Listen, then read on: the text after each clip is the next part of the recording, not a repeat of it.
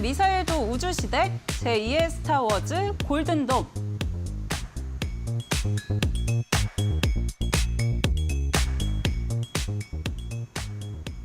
오늘 우주항공 분위기 정말 좋았습니다. 특히나 트럼프 대통령이 골든돔 이야기를 하면서 기대감이 좀 반영이 되지 않았나라는 생각이 드는데요. 스타워즈 이야기가 굉장히 많이 나오더라고요. 파트너님, 네. 이거 무슨 이야기일까요? 이게 이전에 로널드 레이건 대통령 때이니까 벌써 90년, 80년대 얘기죠. 그때 당시에 소련이라고 이제 이념적으로 두 개의 진영이 대립하고 있었는데 그때 이제 그 양쪽이 냉전을 하면서 미사일, 이제 핵무기를 서로가 많이 만들었고 있을 때입니다. 이럴 때 이제 서로 군비 경쟁을 하는데 우주에서 이 핵미사일을 실제로 우주까지 올려서 우주에서 공격을 하겠다는 얘기도 나오고 하니까 이 그러니까 미국 쪽에서 우주에다가 스타워즈라는 그 개념을 도입을 해서 우주에서 이런 핵미사일을 방어하고 공격을 하겠다 해서 그것 때문에 난리가 났었죠. 그리고 소련이 그 당시에 많은 돈을 투자해서 이 스타워즈 계획에 대해서 대응하는 정책들을 연구 개발을 했습니다. 그러다가 국가 경제가 거덜나면서 소련이 붕괴됐죠.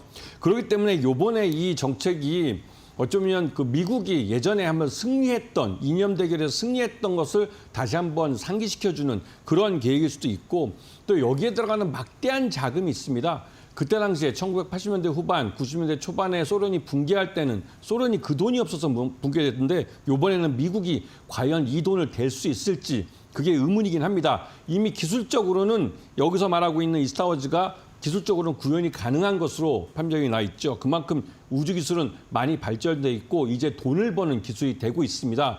과연 미국이 이 돈을 댈 수 있을지 그게 좀 관전 분야라고 할까요? 그 관점할 수 있는 좋은 재미있는 분야인 것 같습니다. 네, 확실히 이제 기술력은 많이 올라왔다라고 이야기해 주셨잖아요. 트럼프 대통령도 그 이스라엘의 아이언돔 이야기를 하면서 이제 기술력이 더 앞서 있다, 이런 이야기를 했는데 근데 정말 비용이 문제일 것 같습니다. 1,750억 달러를 프로젝트 비용으로 잡았다 이런 이야기를 했는데 사실 이거 비용도 너무 크고 임기 내에 좀 이루어질 수 있는 게 맞을까요?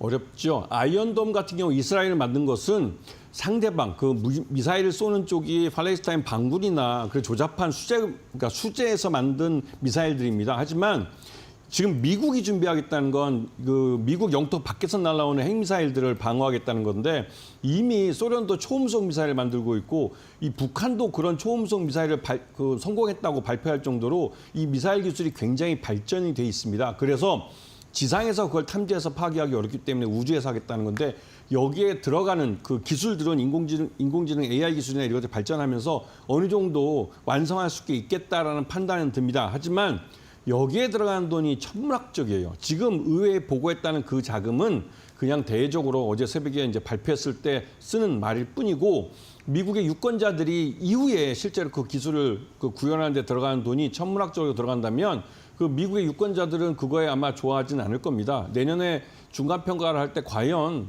트럼프가 여기에 대해서 어떻게 말을 할지는 모르겠지만 실제로 이거를 현실화하기 위해서는 엄청난 돈이 들어가고 지금 재정 적자로 허덕이고 있고 지금 7월 달에 미국 정부가 디폴트가 날지도 모른다는 상황에서 실제로 이 계획을 실행할 수 있을지는 의문이 들고 있습니다.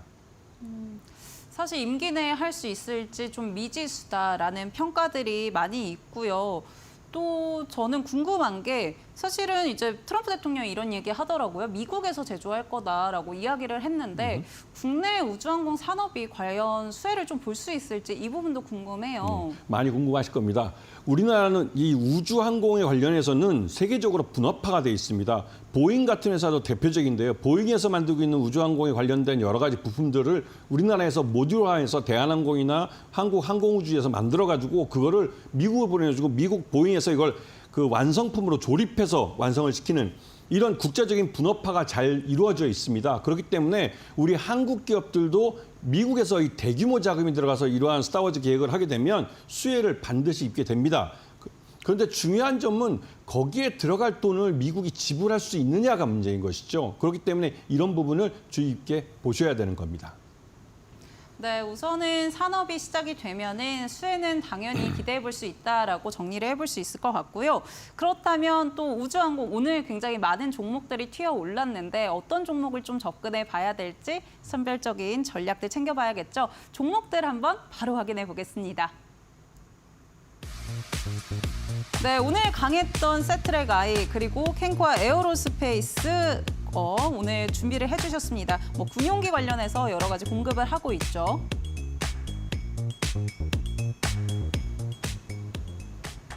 네, 세트랙 아이랑 캔코아 에어로스페이스 이 두 종목 가져와 주셨는데요. 사실 오늘 상승 탄력은 세트랙 아이가 훨씬 강했던 것 같아요. 그렇기 때문에 좀 어떤 차별점이 있는지도 짚어봐야 될 것 같고 또 앞으로의 상승 여력도 한번 챙겨봐야 될 것 같은데요.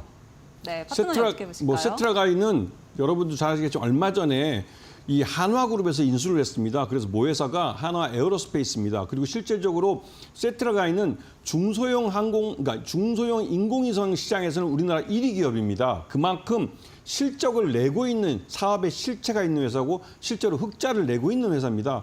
그리고 세트랙 아이는 지금 현재 우리나라도 다양한 위성들을 쏘고 있는데요. 특히나 여러분에게 공개는 되지 않지만 군사 위성을 세트랙 아이가 우리나라 국군으로부터 수주를 해서 국방부로부터 이제 수주를 해서 이 군사 위성을 올리고 있습니다. 그렇기 때문에 이런 부분을 잘 봐주셔야 되고 캔코아 에어로스페이스는 여기에 비해서는 스타트업입니다. 그렇기 때문에 뭐 캔코아 그러니까 항공부터 시작해서 우주까지 다양한 분야를 하고 있지만 캔코아 에어로스페이스는 여전히 적자를 내고 있는 이런 분야에서 스타트업이라고 볼 수가 있는 것이죠. 그래서 두 분야가 좀 두 기업이 차이가 나고 있습니다.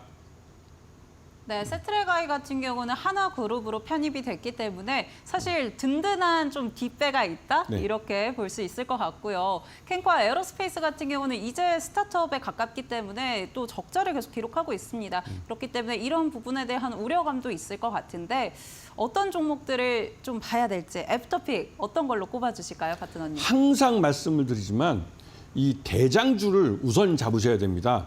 이 분야에서 대장주는 한화 에어로스페이스고 그 회사의 자회사인 이 세트랙 아이가 실질적으로 위성 쪽에서는 대장주가 되겠죠.